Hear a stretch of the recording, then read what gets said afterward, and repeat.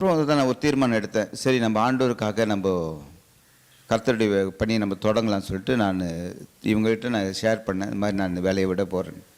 அப்போ எல்லாருக்கும் கொஞ்சம் மன கஷ்டம் தான். ஏன்னா ஒரு சம்பாத்தியம் இல்லாமல் நல்ல வெல்ஃபுல்லாக வாழ்ந்த சூழ்நிலை இருக்கும்போது சடனாக வேலையை விட்டுட்டு ஊழியம் என்பது ரொம்ப கடின பாதை. இந்த உலக வேலையை செய்யலாம், ஊழியம் என்பது ரொம்ப கடினம். அப்போது கர்த்தர் வானத்தின் திறப்பு ஊழியங்கள் அப்படின்ற ஒரு பேர், இது முதல் தேவதூதர்கள் ஏறுகளாகவும் இரவுகளாகவும் இருக்கிறார்கள் அப்படின்னு சொல்லி அந்த வசனத்தை காண்பித்த போது யோவான் 1 கடைசி அதிகார வசனத்தில்.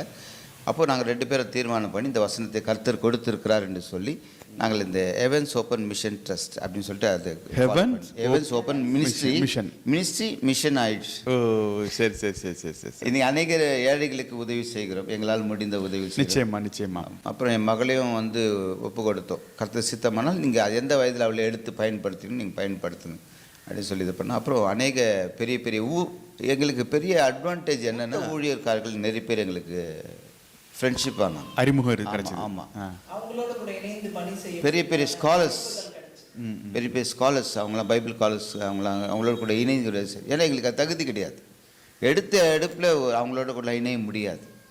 அதே மாதிரி ஆண்டவர் அப்படிப்பட்ட ஒரு வாய்ப்பை உருவாக்கி கொடுத்தாரு. நாங்கள் அதை பயன்படுத்தி கொண்டோம். அவங்களுக்கு கீழே தான் ஒர்க் பண்ணுவோம். பிகைண்ட் த ஸ்க்ரீன் சொல்லுவாங்க இல்லையா, அந்த பிகைண்ட் த ஸ்க்ரீனில் நிறைய ஜபங்கள், அவங்களுக்கு ஹெல்ப் பண்ணுறது, மற்ற அந்த ஊழியங்களோட கூட இன்வால்மெண்ட் ஆன பிறகு தான் இந்த 26 ஆண்டுகள் கடந்து வந்தோம். வரங்களை கொடுத்து பிசாசுகளை விரட்டவும் அவர் சொன்ன அதிகாரத்தின்படி அதை நாங்கள் செய்தோம். அநேக காரியங்களை தேவன் செய்து முடியும். நிச்சயமா நிச்சயமா. கட்டிலிருந்து விடுதலை ஆக்கினார். ஓ, இப்போ ஊழியத்துக்கு நீங்கள் இந்த வியாதி நிமித்தம் ஆண்டவர் எனக்கு சுகம் கொடுத்தா, அற்புதத்தை செஞ்சால் நான் ஊழியத்துக்கு செய்வேன்னு சொல்லி ஒப்பு கொடுத்து குடும்பமும் ஊழியத்துக்கு வந்துட்டீங்க. இப்போ நான் என்ன சொல்கிறேன் அப்படின்னா, ஊழியத்துக்கு வந்த உடனே உங்களுக்கு எல்லா இடத்துலையும் வரவேற்பு கிடச்சிருக்காது. நிறைய பேர் உங்களை காயப்படுத்தியிருப்பாங்களே, கட்டாயம். நிறைய பேர் உங்களை குறை சொல்லியிருப்பாங்க, இவங்க என்ன ஊழியம் செய்ய போகிறாங்கன்னு தெரிலன்னு குற்றப்படுத்தியிருப்பீங்க. அப்போ அந்த மாதிரி மனநிலையில் நீங்கள் எப்படி இருந்தீங்க, அதை எப்படி மேற்கொண்டீங்க, அது தேவ பலன் உங்களுக்கு எப்படி கிடச்சிது, அது சொன்னீங்கன்னா இந்த பார்த்துட்டு இருக்கிற இளம் தலைமுறை ஊழியர்களுக்கும் ஊழியம் செய்து கொண்டவர்களுக்கும் இது ரொம்ப பிரயோஜனமாக மாறும். இந்த கேள்விக்கு ஒரு பதில் சொல்லணும்னா, அந்நிய மக்களால், மற்றவர்களால் நாங்கள் காயப்பட்டதை விட விசுவாசிகளால், போதகர்களால், இவர்கள் நிமித்தம் நாங்கள்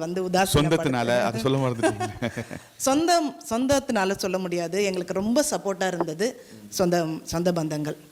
2 வீட்டாருடைய ஆட்களுமே மக்கள் ரொம்பவே எங்களுக்கு உதவியாக இருந்தாங்க. ஏன்னா நாங்கள் நிறைய நேரங்களில் பண சப்போர்ட் எங்களுக்கு அவர்கள் மூலியமாகத்தான்.